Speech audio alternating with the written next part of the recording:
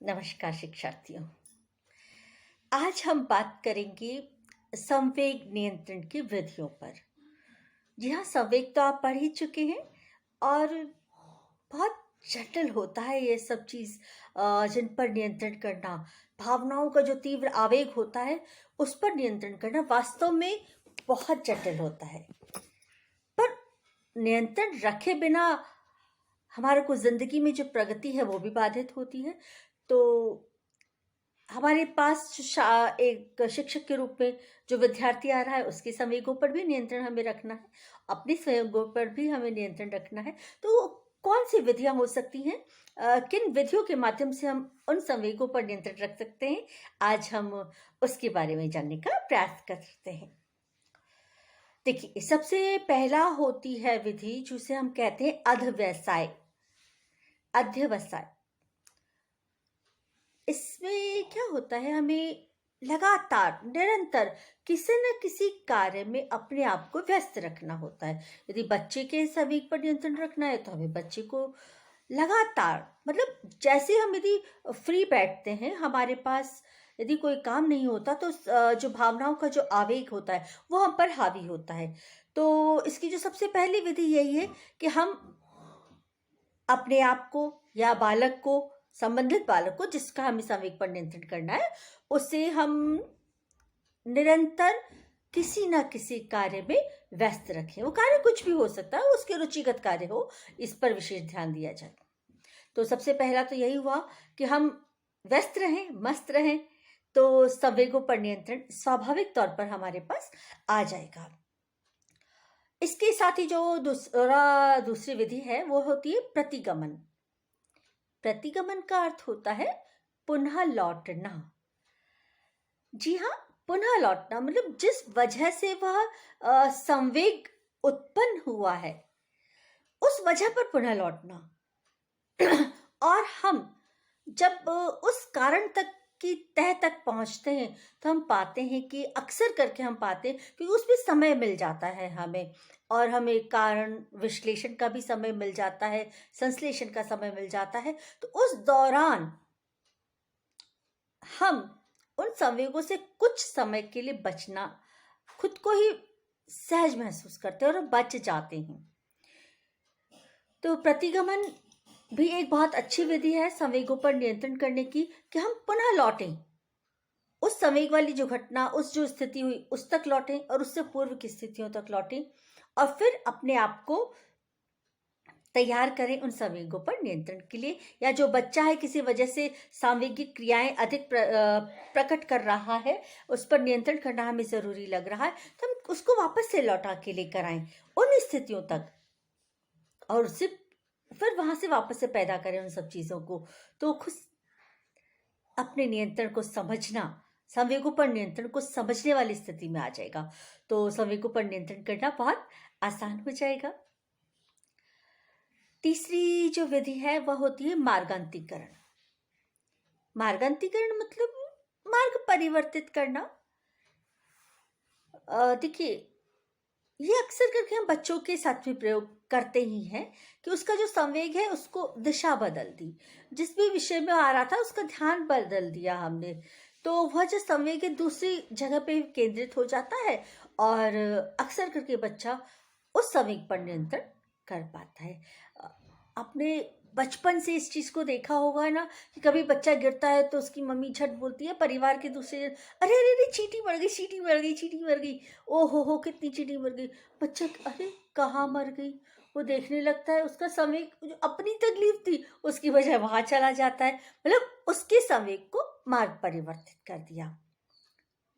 तो यही स्थितियां बहुत आसान होती हैं कई बार बच्चों के क्षेत्र में, बड़ों के क्षेत्र में थोड़ी सी मुश्किल हो जाती है, पर फिर भी यदि हम ऐसा करने की प्रयास करें तो हम अपने जो संवेग हैं उन पर नियंत्रण कुछ अच्छे तरीके से प्राप्त कर पाएंगे। तो जो मार्गांतीकरण है संवेग नियंत्रण की बहुत एक अच्छी विधि में मानी जाती है। अगली जो चौथी विधि है वो होती है रेचन। रेचन का अर्थ होता है खाली करना। अब देखिए, संवेग किसी न किसी घटना से तो जुड़ा हुआ होता ही है। तो उस घटना से खाली करना, उससे जुड़े हुए जो उसके अंदर संवेग आए हैं कि हाँ ठीक है, जो अंदर का सारा गुब्बार है निकाल दो एक बार। हम बच्चे को यह अवसर दें और वो जो कुछ कहना चाह रहा है उसको कह लेने दें एक बार। जो संवेग निकालना चाहता है, जैसे मान लीजिए रोना है या क्रोध करना है। अब देखिए, क्रोध करना वाला जो संवेग है, मान लीजिए क्रोध यदि उस बच्चे ने किया और उस दौरान उसका कुछ नुकसान हो गया, तो नुकसान की भरपाई तो हो नहीं पाएगी। तो हमें कोशिश करनी है कि उसको सही तरीके से खाली करना है उन संवेगों से। हमें ऊपर की जो 3 अभी हमने विधि बताई कि अधिवैसाय, प्रतिगमन या मार्गांतीकरण, उन सब से लाएं हम घुमाते हुए और उसको उन संवेगों से खाली करें, उन स्थितियों से खाली करें। उसके दिमाग में उन स्थितियों की जगह कुछ अन्य स्थितियां जमा कर दें कि वो स्थितियां स्वतः ही खाली हो जाएं। तो जो संवेग हैं उन पर नियंत्रण रखना हमारे लिए भी आसान हो जाएगा और बालक के लिए भी आसान हो जाएगा। तो रेचन भी बहुत अच्छी विधि है, पर इसे बहुत सावधानी पूर्वक करना होता है। ये ध्यान से, धैर्य के साथ, स्नेहिल संपर्क के साथ ही हम कर पाएंगे, अन्यथा रेचन करना इतना सहज नहीं होगा। तो बहुत ही आत्मीयता की जरूरत पड़ेगी, विश्वास की जरूरत पड़ेगी, सामने वाला भी आपके ऊपर विश्वास रखता हो उसकी भी जरूरत पड़ेगी, तभी जाके रेचन की क्रिया जो है वो संभव हो पाती है। अन्यथा इसमें थोड़ी सी हमें समस्या आ जाती है, पर फिर भी यदि संवेग पर नियंत्रण करना हो तो ये एक अच्छी विधि है। अगली विधि होती है दमन। जी हाँ, दमन तो आप सभी जानते हैं कि बलपूर्वक शांत करना। किसी चीज का दमन करना, तो दमनकारी नीति यही है कि उसमें बल का प्रयोग करें और उन संवेगों पर नियंत्रण करने के लिए कोशिश कर लें। जैसे किसी को रोना आ रहा है तो डांट दें, चुप, बिल्कुल चुप, नहीं तो हम ये बुरा कर देंगे, ये बुरा कर देंगे या वो दंड दे देंगे।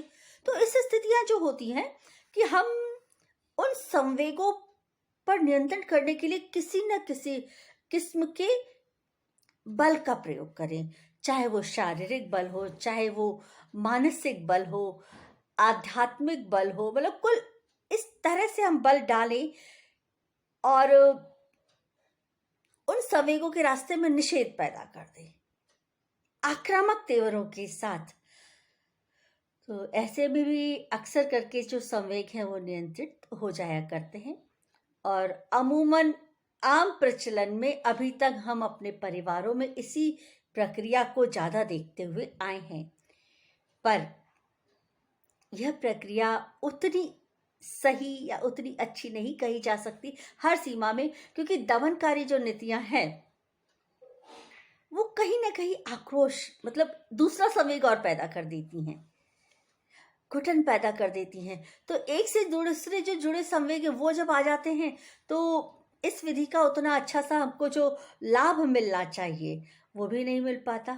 बस ये तो ये है कि वस्तु स्थिति ही ऐसी हो कि आपको दमन के अलावा यदि आप कुछ और नहीं कर पाने की स्थिति में हो, तब हम संवेग नियंत्रण के लिए दमन का प्रयोग करें।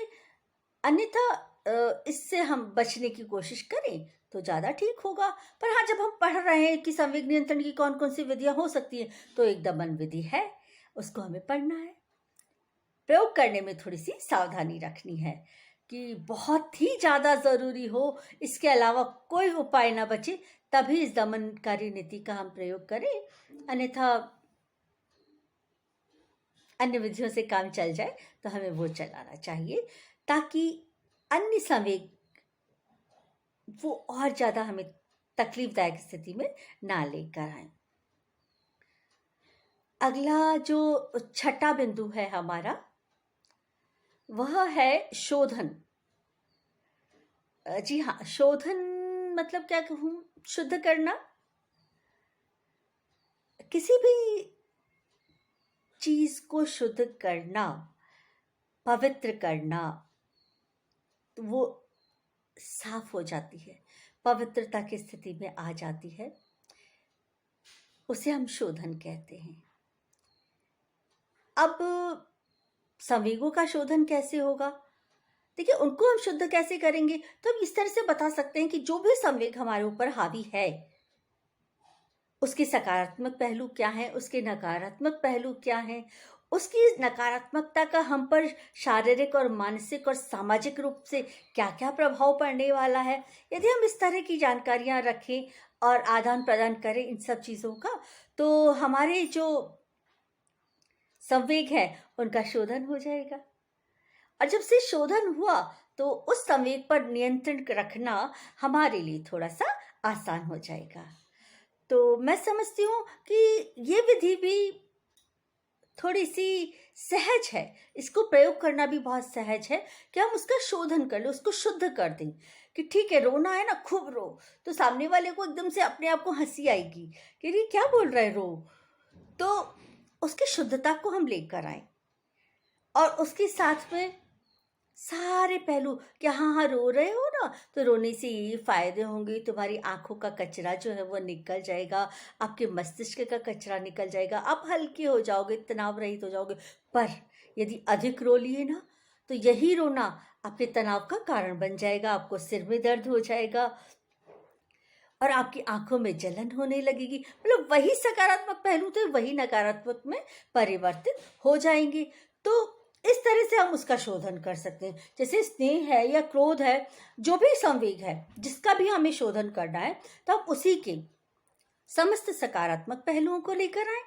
सकारात्मक के पहलुओं के समाप्ति के तुरंत पश्चात ही हम नकारात्मक पहलुओं को भी लेकर आ जाएं, तो स्वमेव ही उस संवेग का शोधन हो जाता है।